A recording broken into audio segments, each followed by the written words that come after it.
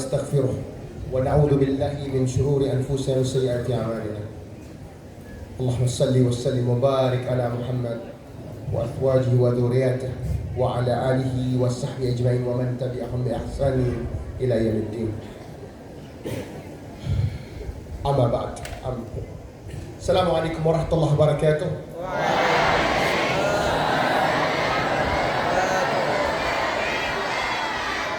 ما شاء الله ما شاء الله عجيب جدا يا حياكم الله. والله الحمد لله رب العالمين. الحمد لله. What are we speaking for? We speaking in English? Yes.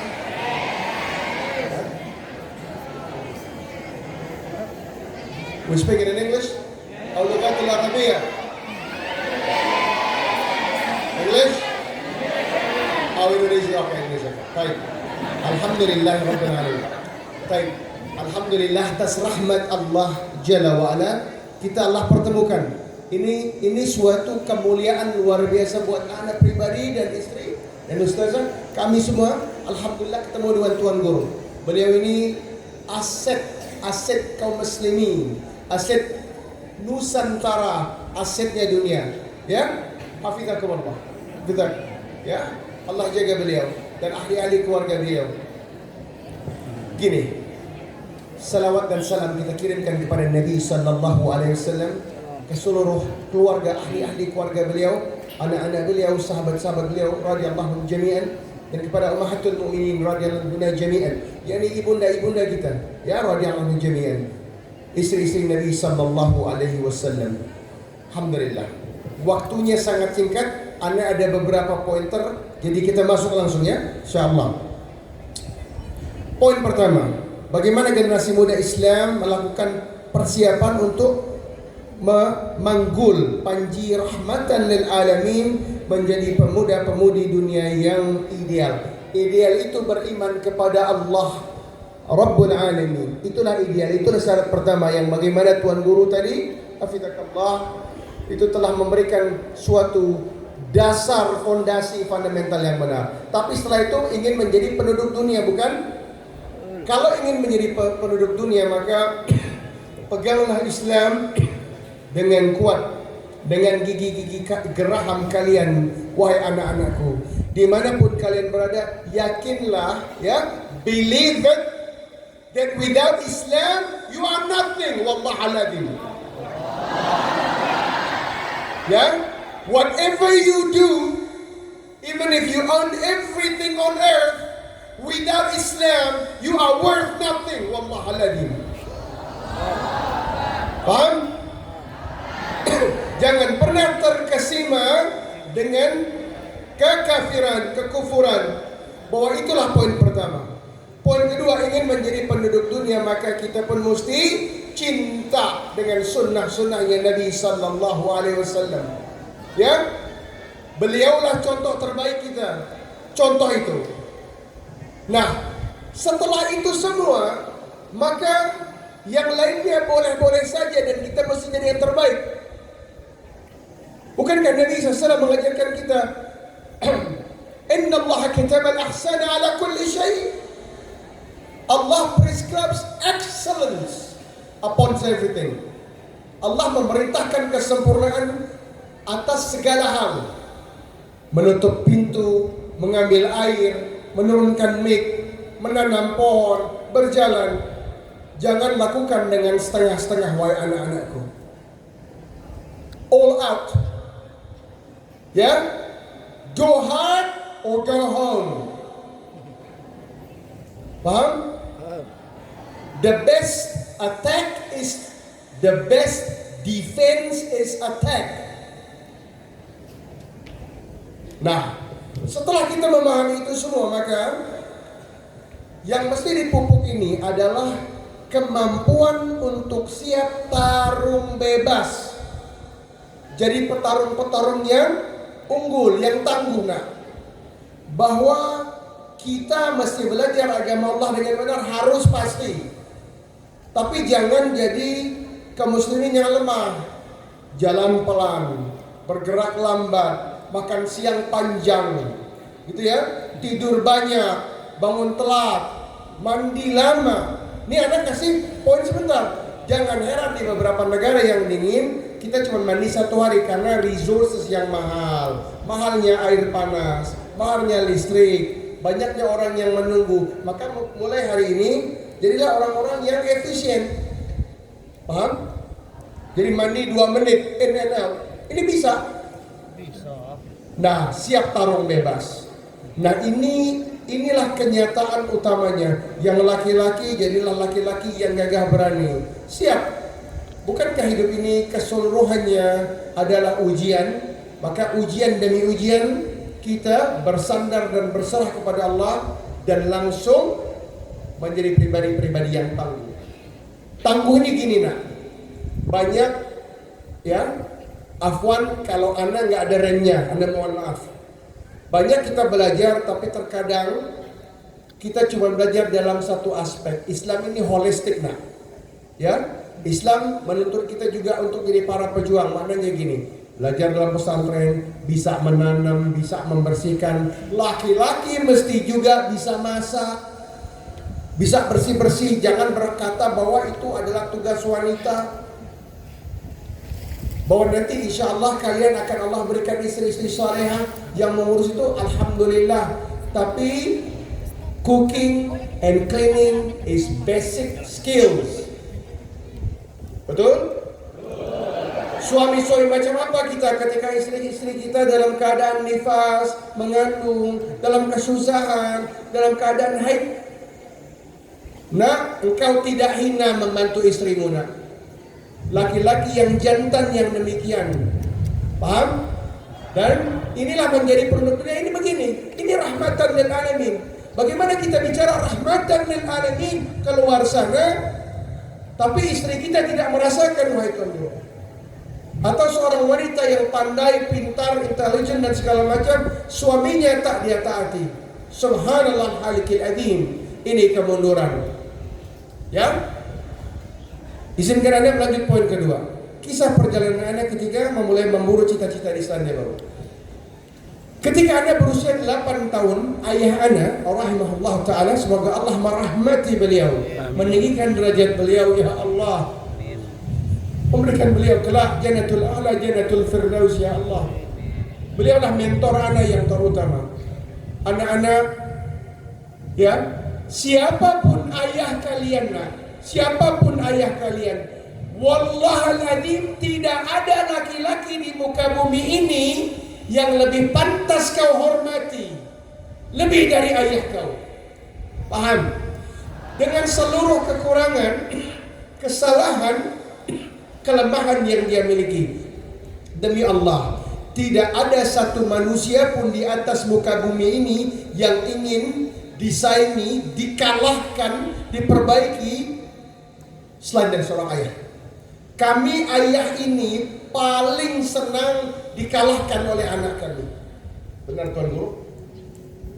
Ya, ini baik ya, kita bicara ayah biologis yang tentunya pasti, walaupun dan Tuan Guru. Jadi ayah-ayah antum semua yang membaktikan dari beliau untuk kebaikan, kemaslahatan kaum muslimin, ya, dan seluruh umat manusia. Pahami tadi ya.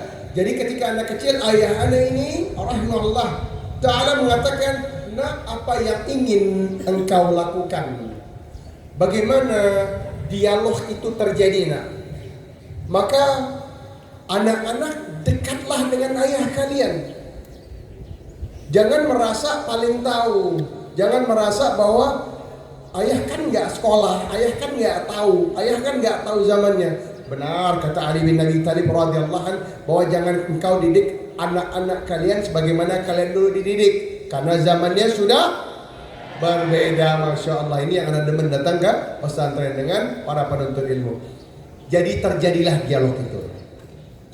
Nah dialog itu nak, ayah anda mengatakan bahwa ketika sudah tahu dan anda mengatakan anda ingin seperti ayah berniaga, berusaha, maka ayahnya mengatakan, nah, kalau sudah jelas ingin berusaha, nah, siapapun di antara kalian yang ingin berniaga, berusaha, jangan mikirkan libur.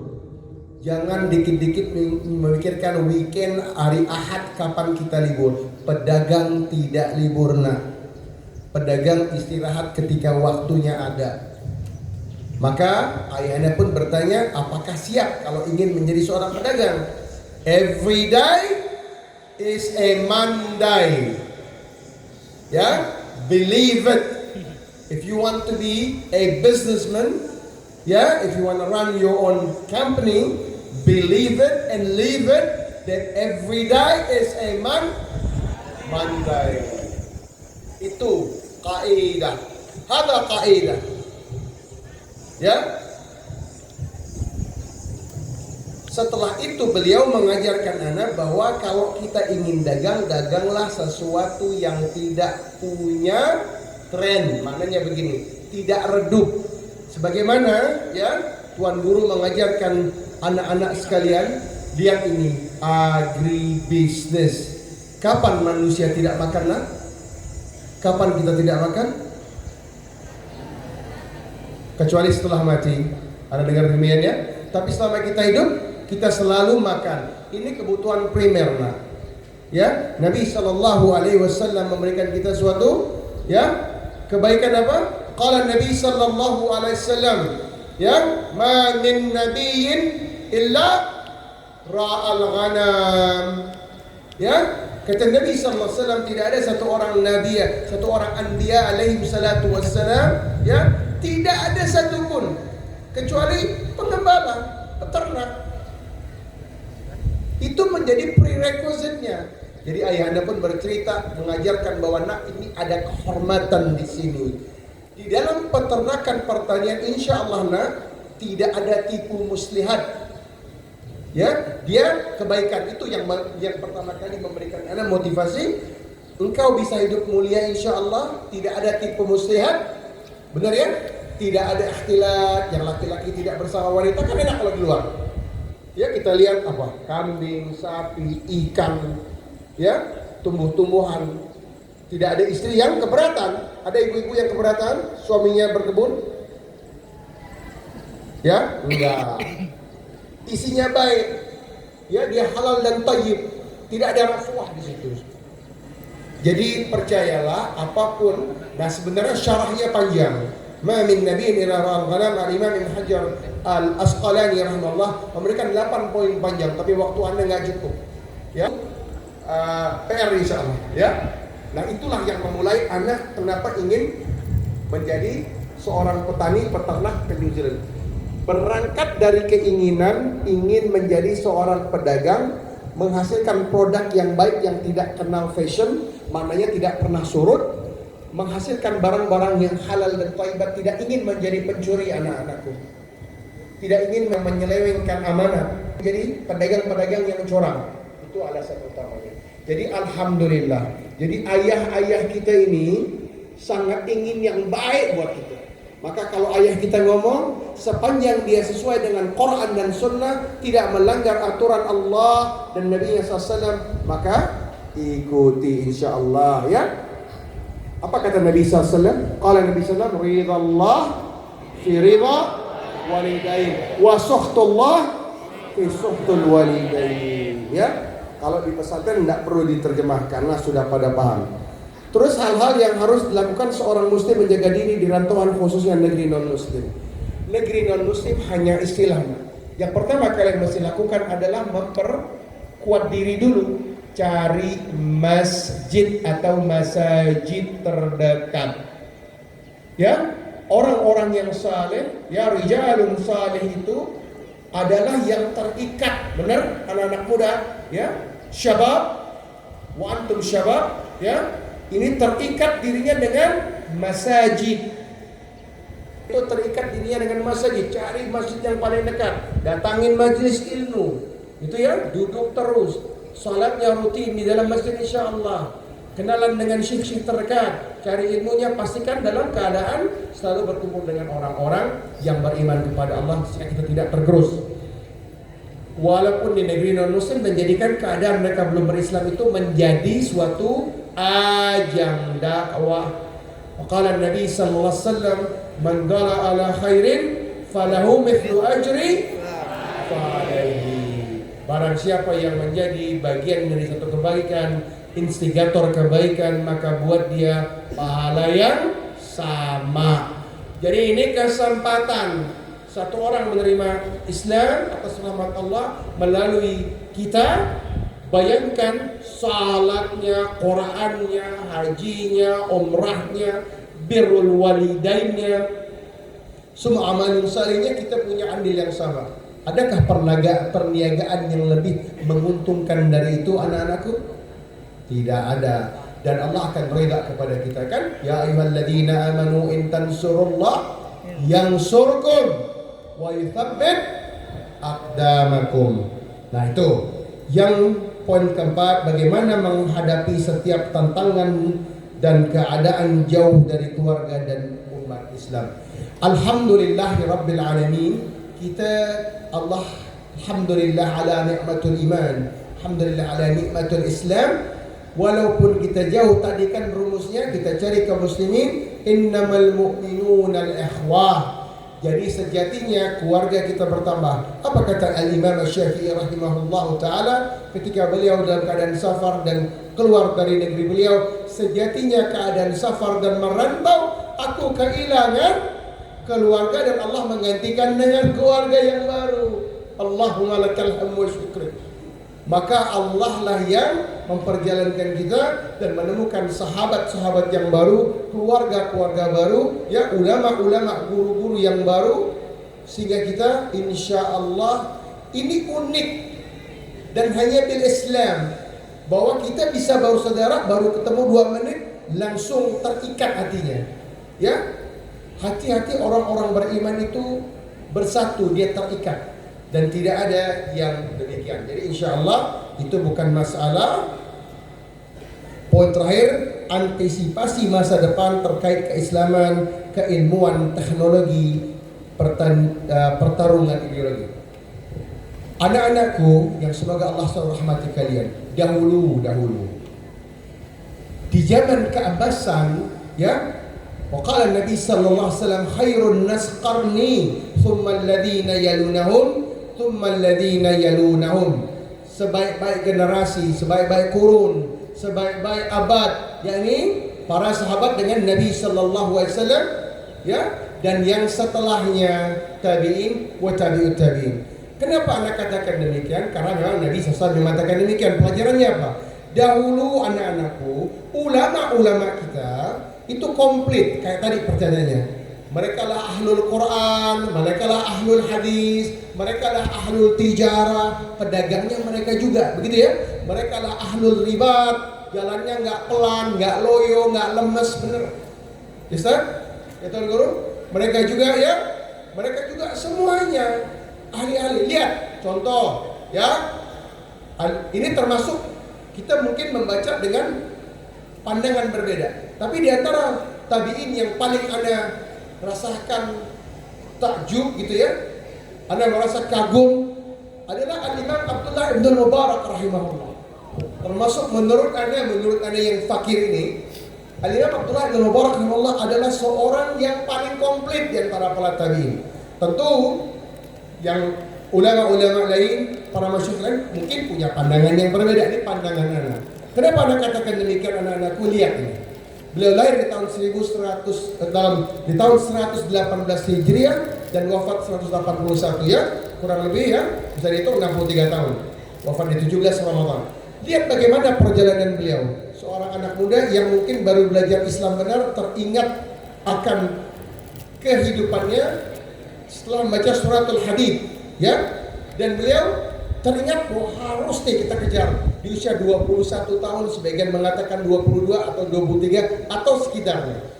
Beliau belajar Islam dengan benar. Anak-anakku sekalian, di usia yang sangat muda, kalian udah menjadi orang-orang yang sangat kenal agama Allah. Tapi Abdullah bin Mubarak rahimahullah itu adalah orang-orang yang laqabnya sendiri, yaitu laqabnya adalah Amirul Mukminin fil Hadis. Itu bukan laqab sembarangan, anakku. Ya, bukan hanya itu, beliau ini adalah pakar-pakar fisika, matematika, teknologi dan sebagainya. Ya, seorang ahli riba berarti nggak mungkin tidak kuat ya. selalu menggilir antara haji wal umrah dengan ribat. 1 tahun di atas haji dan umrah, 1 tahun di atas ribat. Siap berpergian. Nah, dahulu ulama-ulama kita ini adalah mesin-mesin yang komplit, ya. Demikian dengan Al-Imam Sufyan ibn Uyainah rahimahullah. Demikian dengan Al-Imam Sufyan Ats-Tsauri rahimahullah. Demikian juga dengan Al-Imam Imam At-Tar, ya. Al-Imam Hasan Al-Basri rahimahullah. Lihat standar mereka. Mereka tidak hanya membaca kitab terus berdiam. Mereka berniaga, mereka ahlus sains, ahlul ilmiah. Al-Imam Abu Hanifah rahimahullah, seorang pakar sosial demografi yang kekayaannya luar biasa. Kalau hari ini kita bicara triliuner, ya. Lihat bagaimana Imam Malik rahimahullah dengan kemampuan-kemampuan beliau, bahkan menolak mengajarkan kitab zakat sampai beliau menjadi seorang muzakki. Allahu Akbar. Ya. Ajib. Ya. Bagaimana Imam Syafi'i meninggalkan negerinya di Gaza usia yang sangat kecil dengan ibundanya, ya. Terus pergi belajar, meninggalkan negeri. Jadi anak-anakku tidak akan tercapai suatu kemuliaan di atas kemudahan, di atas kesenangan, di atas perut yang kenyang, di atas tidur yang banyak. Bahkan Imam Syafi'i memberikan 6 rahimahullah taala 6 kiat, ya, yang mungkin anak-anakku sudah sering dengar. Dan di antaranya ilmu itu didapat dengan keperihan, ya, dengan terbelanjakannya harta, jauh dari rumah, jauh dari sanak keluarga. Walaupun nanti Allah akan ganti dengan keluarga-keluarga baru, begitu ya. Penat, letih, benar? Nah, itu yang mungkin bisa Anda sampaikan, ya. Untuk selanjutnya, biar Umi Khadijah memberikan pandangan lagi sebelum kita masuk ke tanya.